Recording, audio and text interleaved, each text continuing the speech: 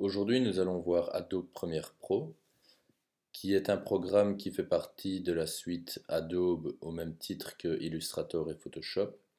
Celui-ci nous permet de créer des montages vidéo. Donc attention à ne pas confondre avec After Effects qui permet lui de créer des effets vidéo. Donc pour commencer, nous allons ouvrir le programme. Nous allons créer un nouveau projet. Nous allons le nommer, donc je vais le nommer Skate Vidéo. Je vais choisir un emplacement, donc dans mon ordinateur. Je vais laisser la configuration initiale, que ce soit générale, disque de travail ou paramètres d'assimilation. Je laisse tout au format par défaut. Je modifierai ça plus tard. Donc je clique sur OK. Et le programme se présente comme ceci.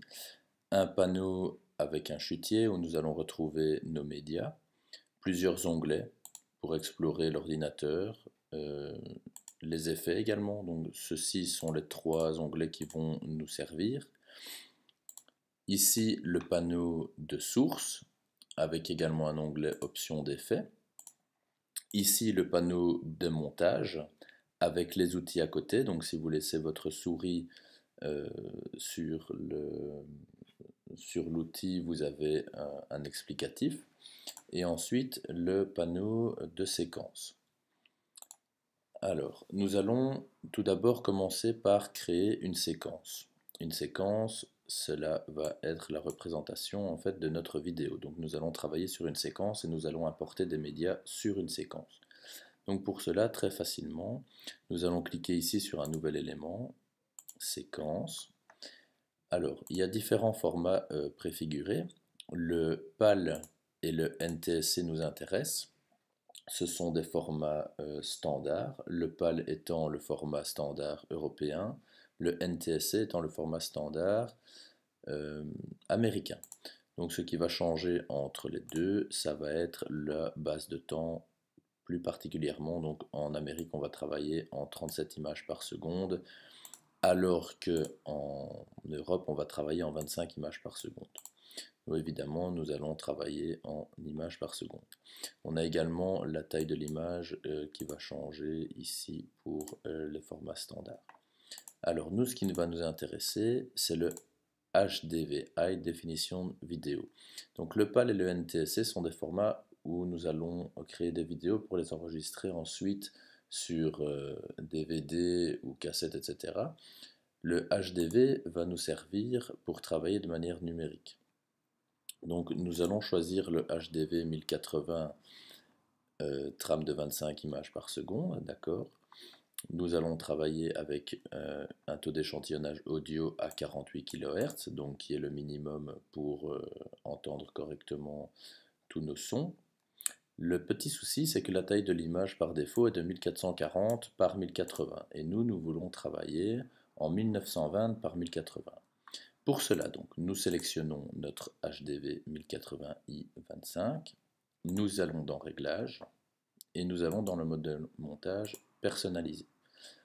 Nous changeons uniquement la taille de l'image et nous notons 1920 horizontal, 1080 vertical. Nous laissons la base de temps, nous laissons tous les autres réglages par défaut. Donc on voit également ici que la largeur a changé. Dans les pistes et dans les vidéos, on laisse les réglages par défaut également. On clique sur OK et notre séquence a donc été créée. On voit dans le panneau ici de montage que les calques sont apparus, donc les V1, V2, V3 sont des calques vidéo. Nous allons pouvoir les verrouiller exactement de la même manière que dans Photoshop et Illustrator. Nous pouvons les cacher également. Les calques A1, A2, A3 sont les calques audio. Ici, nous pourrons également les verrouiller ou les muter. Pour importer une vidéo, c'est très simple. Il suffit soit de sélectionner notre vidéo dans nos fichiers et de la glisser dans notre chutier, soit d'aller dans Fichier, Importer. Alors ici, il n'est pas, ouais, je suis dans le Finder, voilà, fichier, importer. Et là, je choisis ma vidéo. OK. Alors, je vais créer un dossier que je vais nommer chutier, car si nous travaillons avec beaucoup d'images, beaucoup de vidéos, il vaut mieux pouvoir s'y retrouver. On peut changer l'affichage, moi je préfère travailler de cette manière-ci. Alors, je vais aller mettre ma vidéo dans mon dossier, d'accord, et je vais l'importer dans mon panneau de source. Pourquoi? Parce que je vais travailler dessus. Donc nous avons différents boutons, donc vous voyez maintenant qu'on a un petit aperçu ici, que nous pouvons modifier. Donc lorsqu'on est en intégrale, on va travailler en résolution correcte, alors que plus on va baisser dans les chiffres, plus la résolution va être mauvaise. Nous allons garder en adapté ici pour pouvoir travailler avec une image entre guillemets en full screen, donc uniquement dans notre cadre ici. Nous avons le temps, donc la position de la tête de lecture ici, donc je vais baisser le son, notre tête de lecture qui est notre petite flèche bleue ici, d'accord, qui nous permet d'avancer dans notre vidéo. Le temps ici correspond à la position de la tête de lecture. Le temps ici correspond au temps total de notre vidéo. Différents boutons.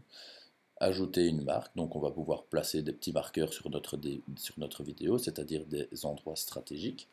On va pouvoir ajouter un marqueur d'entrée, donc c'est-à-dire on va dire par exemple notre vidéo va commencer à tel point, la sortie, notre vidéo va se finir à tel point.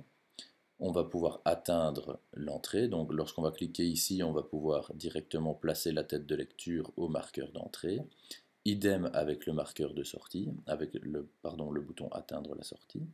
Nous avons le bouton play pour jouer notre vidéo. Nous avons le bouton reculer d'une image, avancer d'une image, insérer qui va permettre d'insérer notre partie de vidéo dans notre partie montage, dans notre panneau montage. Remplacer qui va nous permettre de remplacer une partie de notre vidéo par le bout de notre vidéo que nous sélectionnons. Et ici on va pouvoir capturer une image. Alors, ce que nous allons commencer par faire, je vais agrandir pour qu'on puisse mieux apercevoir. Donc, on va d'abord s'occuper de choisir une partie de la vidéo. Donc, ici, je vais dire, ben voilà, cette figure-ci, elle m'intéresse, d'accord. Donc, je vais aller placer ma tête de lecture.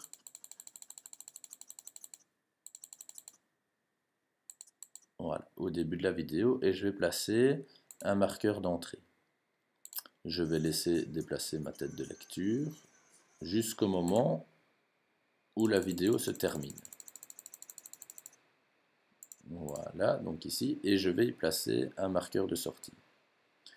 Je vais cliquer sur Insérer, et on voit dans le panneau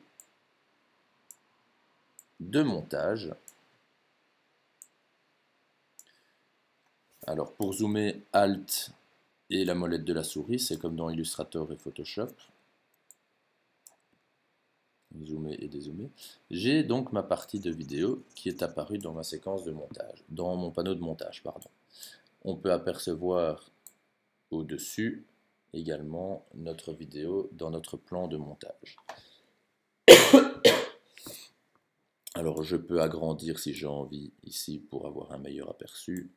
Moi, ça ne m'intéresse pas. Alors, lorsque je clique sur ma partie de vidéo, j'atteins directement et l'audio et la vidéo.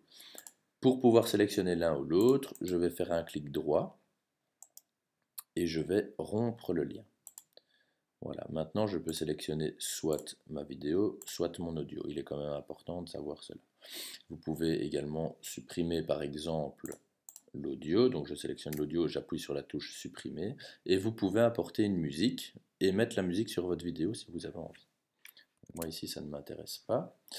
Alors par contre ce qui m'intéresse c'est mon panneau de séquence. Je vois que le format de ma vidéo ne correspond pas au format de ma séquence. Du coup je vais double-cliquer sur ma vidéo et à partir de ce point-ci je vais pouvoir redimensionner ma vidéo. Donc ici, simplement sans appuyer sur le bouton majuscule, je peux redimensionner ma vidéo Donc vous voyez qu'elle se fait à partir du centre de l'image parce que ce bouton-ci est au centre de l'image. Si je plaçais ce bouton-ci ici, ici, la vidéo va se redimensionner par rapport à ce point. Ok. Alors je le remets au milieu et je redimensionne ma vidéo pour qu'elle puisse apparaître en full screen en 1920 par 1080. Voilà, c'est pas mal. Je peux également la déplacer. D'accord, donc je vais la recadrer ici. Ok. Voilà, comme ça me paraît bien. J'ai le skater qui est en plein milieu de mon image. Je vais voir un aperçu. Voilà, c'est très bien. Donc ici, j'ai déjà fait des modifications sur une vidéo. Alors, imaginons que je veux placer une deuxième partie de vidéo. Je vais faire exactement la même chose dans mes sources. Donc je vais continuer la lecture et je vais dire, eh bien voilà, ici, cette figure-ci m'intéresse. Donc je vais aller me placer pour prendre cette partie de vidéo. D'accord, donc je me place ici, je remets un marqueur d'entrée.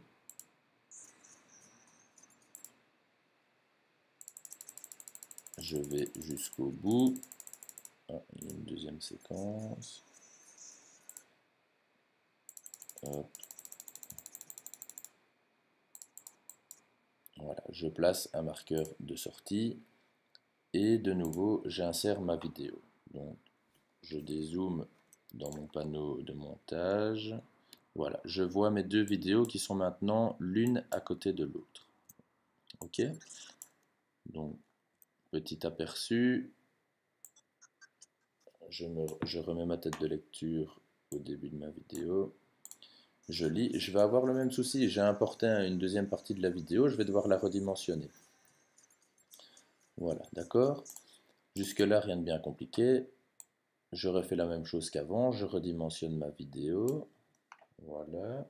Je vais bien regarder si toutes les images qui m'intéressent sont visibles. Ok, de nouveau, je vais légèrement la déplacer vers le haut. Voilà. Voilà, ok, c'est très bien comme ça. Ok, donc ici, eh bien, j'ai déjà créé un premier montage. Alors, imaginons que je veux récupérer des images ensuite, par exemple sur cette partie de vidéo, je veux récupérer des images qui sont après. J'ai une poignée ici qui apparaît, je peux tirer dessus et je peux agrandir, ce qui fait que en fait, je vais avoir les images suivantes de ma vidéo qui vont se rajouter automatiquement. D'accord? Donc ça, c'était les séquences suivantes. Donc moi ici, dans ce cas-ci, ça ne m'intéresse pas. Je peux également, par exemple, supprimer une partie de vidéo en utilisant les mêmes boutons ici. Donc par exemple, la séquence ici ne m'intéresse pas. Imaginons que je veux retirer de la vidéo. Je vais placer un marqueur ici. Je vais placer un marqueur ici. Donc ça va être la séquence qui ne m'intéresse pas. Et alors ici, je peux la prélever. Donc je vais l'enlever, mais on va garder un trou. Ou alors je peux l'extraire et là, la fin de ma vidéo va se mettre directement. D'accord? Donc ça, c'est dans le cas où on veut retirer de la vidéo. Voilà. Alors moi, ça ne m'intéresse pas. Je vais retirer mes marqueurs, je vais garder ma vidéo et je vais vous montrer maintenant comment on peut faire pour mettre un effet sur une vidéo. Alors, tout simplement, nous allons retourner dans notre panneau de chutier et nous allons prendre nous allons aller dans l'onglet Effets. On va choisir un effet vidéo. Par exemple, on va jouer avec les couleurs. On va aller dans le panneau Options d'effets ici en haut. D'accord. Par défaut, nous avons déjà des effets vidéo de trajectoire. Donc ça, je vous laisse regarder, mais par exemple, au niveau de la position de la vidéo, alors il faut que je me place bien pour qu'on puisse avoir un aperçu. Donc vous voyez ici, j'ai modifié la trajectoire de la vidéo. Ok. On peut jouer avec l'échelle également, hein, d'accord. On peut zoomer. Pardon, faire une rotation, etc. Ok. Alors, le panneau qui est ici à côté va nous permettre d'insérer des images clés et de par exemple faire dire qu'à telle image ici la rotation est de 0% et plus loin dans la vidéo la rotation est de 90%. Donc on va pouvoir créer des animations, mais ça je vous laisse regarder et apprendre par vous-même en regardant des vidéos sur internet. Ici nous ça ne nous intéresse pas. Pour ajouter un effet, donc je vais par exemple prendre le filtre luminosité et contraste et je vais le glisser sur ma partie de vidéo. Je vais pouvoir changer, donc vous avez vu, le filtre s'est rajouté dans les effets vidéo, ici, luminosité et contraste. Bien, par exemple, ici, je vais ajouter de la luminosité dans ma vidéo ou en retirer, etc. D'accord? Je peux en rajouter un deuxième pour que vous puissiez correctement voir. Donc par exemple, je vais jouer avec la balance des couleurs. D'accord? On peut mettre autant d'effets qu'on veut dans notre vidéo. Alors balance des couleurs, voilà, je vais jouer avec la balance, on va regarder ici avec les verts. D'accord. Voilà. Ok, donc là en fait on va rajouter des filtres et on va les configurer nous-mêmes dans notre panneau. Donc ça je vous laisse entre guillemets jouer avec tout ça. On peut également rajouter des effets de transition entre vidéos. Donc c'est-à-dire entre les deux vidéos, on va par exemple rajouter un fondu. Donc le plus connu c'est le fondu enchaîné. Il suffit également de le glisser entre nos deux vidéos. On voit qu'il apparaît ici et alors on va pouvoir l'augmenter, le rétrécir, etc. Ok ? Alors un petit aperçu. Voilà. D'accord? Alors vous voyez que ici la barre au-dessus est rouge.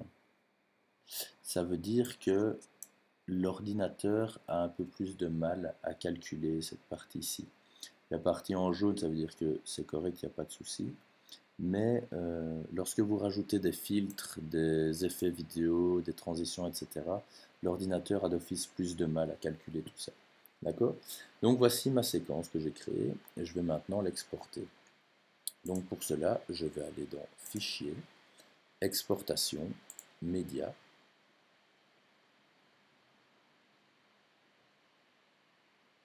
Voilà, donc on peut voir effectivement que l'ordinateur a un petit peu de mal. Donc Fichier, Exportation, Média.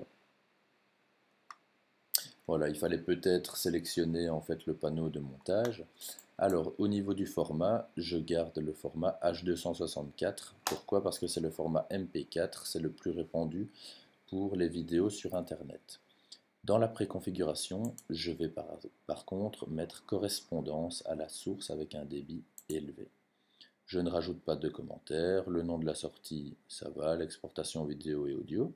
La sortie, donc là où ma vidéo va s'enregistrer sur mon ordinateur avec telle et telle information, tel et tel codage, etc. Je ne change rien aux autres configurations, je garde ça comme ça. Même ici au niveau de la mise à l'échelle, je mets ajuster, je garde tout comme ça et je clique sur exporter.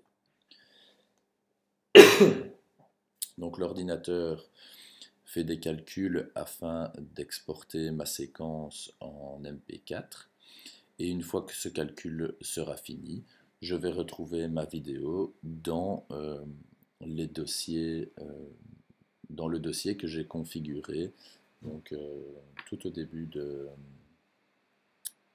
la création du projet, c'est-à-dire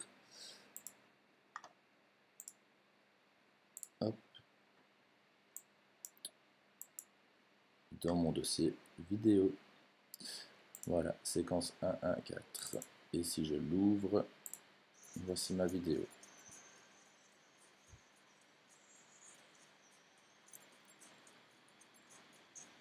Voilà, à vous de jouer.